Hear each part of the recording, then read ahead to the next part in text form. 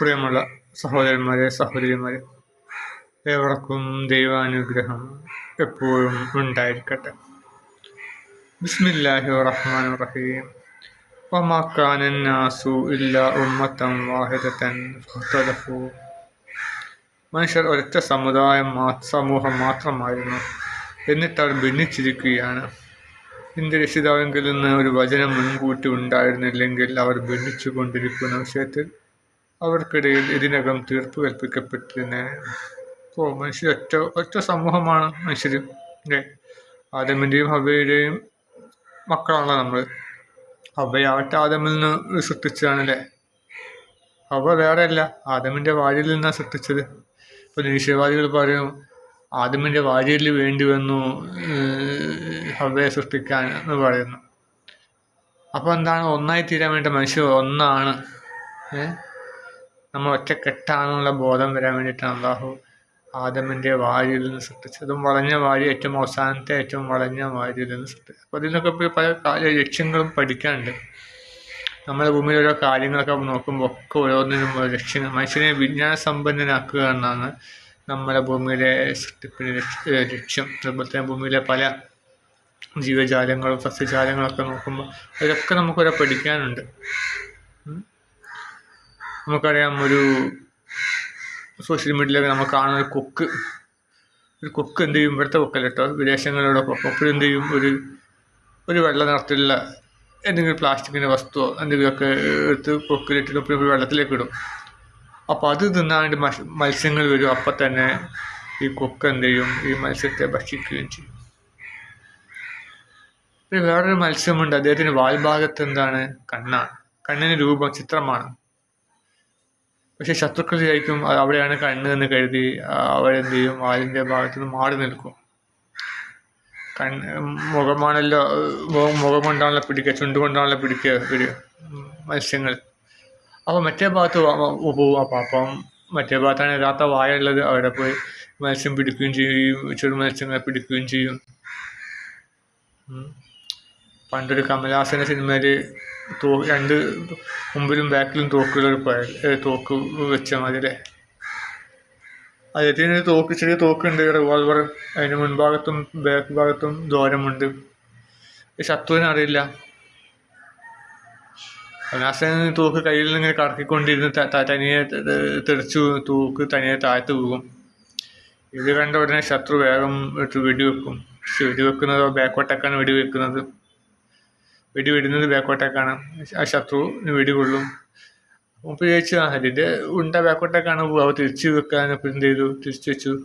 അതും അയാൾക്ക് തന്നെ കൊള്ളും. കാരണം ആദ്യത്തെ ഉണ്ട ബാക്കോട്ട്, പിന്നത്തെ ഉണ്ട മുന്നോട്ട് വേണം വരിക. രണ്ടും അയാൾക്ക് തന്നെ പോയിട്ട് ശത്രു മരിച്ചു. ഒരു തന്ത്രമാണ്. അതുപോലെ തന്നെ ഈ ഭൂമിയിലെ ജീവജാലങ്ങളൊക്കെ ഓരോ തന്ത്രങ്ങൾ ഒളിഞ്ഞു കിടക്കും, ഓരോ കാര്യങ്ങളും ഒക്കെ മനസ്സിലാക്കാനുണ്ട്. അതുപോലെ തന്നെ ഇതിൽ ഭൂമിയിൽ സൃഷ്ടിപ്പിലും മാളങ്ങൾ സൃഷ്ടിച്ച് എന്ത് കാര്യത്തിലും ഓരോ യുക്തിയുണ്ട്. വെറുതെ കലിയെ മനുഷ്യനെ വിജ്ഞാന സമ്പന്നനാക്കുക. എന്തിനാണ് വിജ്ഞാന സമ്പന്നനാക്കുന്നത്? അള്ളാഹു എന്നുള്ള കുപ്പായം എടുത്തണിയാൻ മാത്രം യോഗ്യനാക്കുക എന്നതായിരിക്കും അതിൻ്റെ ലക്ഷ്യമെന്ന് ഞാൻ കരുതുന്നു. ഏറ്റവും വിജ്ഞാന സമ്പന്നനായിരിക്കണം അല്ലേ, അറിവുള്ളവനായിരിക്കണം അല്ലേ. സുലൈമാൻ നബിയുടെ സംഭവമൊക്കെ നമുക്കറിയാമല്ലോ. അദ്ദേഹത്തിൻ്റെ അടുത്ത് ഒരു കൂട്ടർ മതിൽ ചാടി വന്നു അല്ലേ. എന്നിട്ട് ഒരു ചോദ്യം ചോദിച്ചപ്പോൾ എന്താണ്, 100 ആടും 99 ആടും മറ്റൊരുത്ത് ഒരാടും. 99 ആടുള്ളവൻ എന്ത് ചെയ്യും, ഒന്നും കൂടി ചേർത്തിട്ട് 100 ഇതാണ് സംസാരത്തിൽ മുട്ടിച്ചിരിക്കുന്നു എന്ന് പറഞ്ഞു. അപ്പം തന്നെ കേട്ട ഉടനെ ഈ സുലൈമാൻ നബി സുജൂദിൽ വീണു. കാരണം അദ്ദേഹം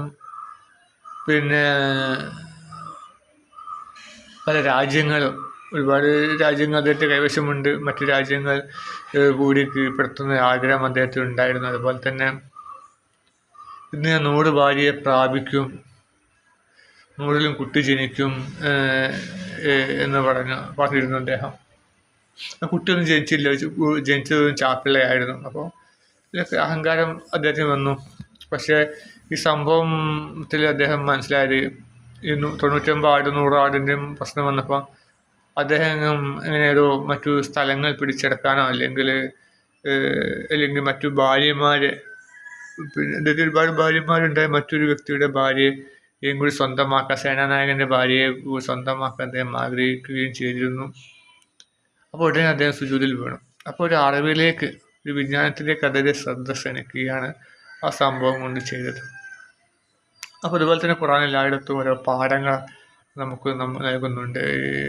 ഹിള്ർ നബീൻ്റെ കഥ എടുത്തു നോക്കിയാലും, യാസീനിൽ പട്ടണത്തിൻ്റെ അങ്ങേ തലക്കൽ നിങ്ങൾ ഓടി വന്നു ആ കഥയൊക്കെ എടുത്ത് നോക്കുമ്പോൾ അതിലൊക്കെ നമുക്ക് ചില അറിവുകൾ നേടാനും ഒക്കെ ഉണ്ട്. അങ്ങനെ നമ്മൾ അറിവിൽ പരിപൂർണരാകുക.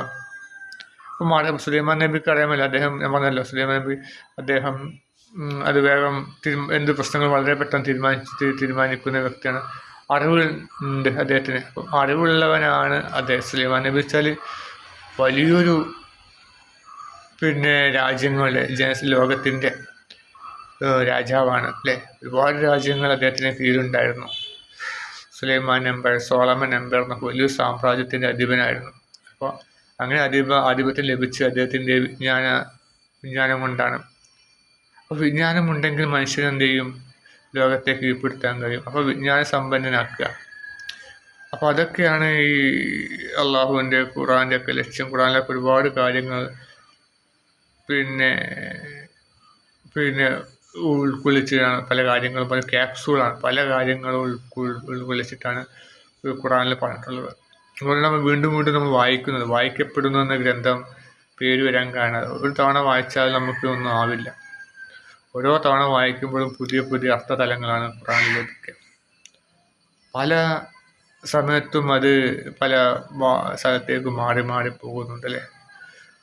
ഒരു വാതിൽ തുറന്നാൽ 10 വാതിൽ, ആ 10 വാതിലും തുറന്നാലും പിന്നെയും അതിലും വീണ്ടും 10 വാതിൽ, ആ 10 വാതിലും തുറന്നാൽ വീണ്ടും 10. അങ്ങനെയാണ് ഖുർആൻ്റെ ഘടന. ഓരോ വാക്കുകളും ഒരുപാട് കാര്യങ്ങൾ പറയുന്നുണ്ട്. അതുപോലെ മറ്റ് പലതും ഒരു കാര്യം പറയുമ്പോൾ മറ്റ് ചില സത്യങ്ങളായി കൂടെ പറയുന്നുണ്ട്, വീണ്ടും ആവർത്തിക്കുന്നുണ്ട്. ഇപ്പം മൂസാ നബിയുടെ കഥ പല സ്ഥലത്തും ആവർത്തിക്കുന്നുണ്ട്, പക്ഷേ പലതും പല രീതിയിലാണ്. ഒരു തവണ ഇപ്പം മൂസാ നബിയുടെ കഥ പറയുമ്പോൾ പിന്നെ സാമിരിയുടെ കഥ ഒക്കെ പറഞ്ഞ് അങ്ങോട്ട് പോകും. വേറെ സംഭവം മൂസാ നബിയുടെ കഥ പറഞ്ഞിട്ട് ഫിറഔൻ്റെ കഥയും ഒക്കെ കൊണ്ട് പറയും, അതിനോട്ട് വഴിക്കൊണ്ട് പോകും. പിന്നെ വേറെ കഥ പറയുമ്പോൾ എന്ത് ചെയ്യും? അദ്ദേഹം ഒരു നാട്ടിലേക്ക് പോകുമ്പോൾ അവിടെ 2 സ്ത്രീകൾക്ക് വെള്ളം കൊടുത്ത കഥയും ഒക്കെ പറഞ്ഞ് അങ്ങോട്ട് പോകും. അങ്ങനെ പറഞ്ഞ് പല രീതിയിലും പല രൂപത്തിലും പറയണം. അപ്പം ഇതൊക്കെ നമ്മളിലുള്ള വിജ്ഞാന തൃഷ്ണയെ ഉണർത്തുന്ന രൂപത്തിലാണ് ഖുർആൻ്റെ ഘടന. നമ്മൾ അറിവുള്ളവനാക്കുക, അറിവിൽ സമ്പൂർണ്ണനാക്കുക. അങ്ങനെ അറിവിൽ സമ്പൂർണ്ണനായവനെ എന്ത് ചെയ്യാം? ഈ പ്രപഞ്ചത്തിൻ്റെ ഭരണം അവനെ ഏറ്റെടുക്കാൻ കഴിയും. അങ്ങനെ പ്രാപ്തനാക്കുക. അതൊക്കെയാണ് ഖുർആൻ കൊണ്ടുള്ള ലക്ഷ്യമാക്കുന്നത്. അങ്ങനെ ഖുർആൻ്റെ യഥാർത്ഥ മാർഗം നമ്മൾ കണ്ടെത്തുകയും ആ മാർഗത്തിലൂടെ സഞ്ചരിച്ച് അള്ളാഹു എന്താണോ മനുഷ്യനെ ഉദ്ദേശിച്ചത് ആ ഉദ്ദേശം പൂർത്തീകരിക്കാൻ അള്ളാഹു നമുക്ക് എവർക്കും തൗഫീഖ് നൽകുമാറാകട്ടെ. ആമീൻ.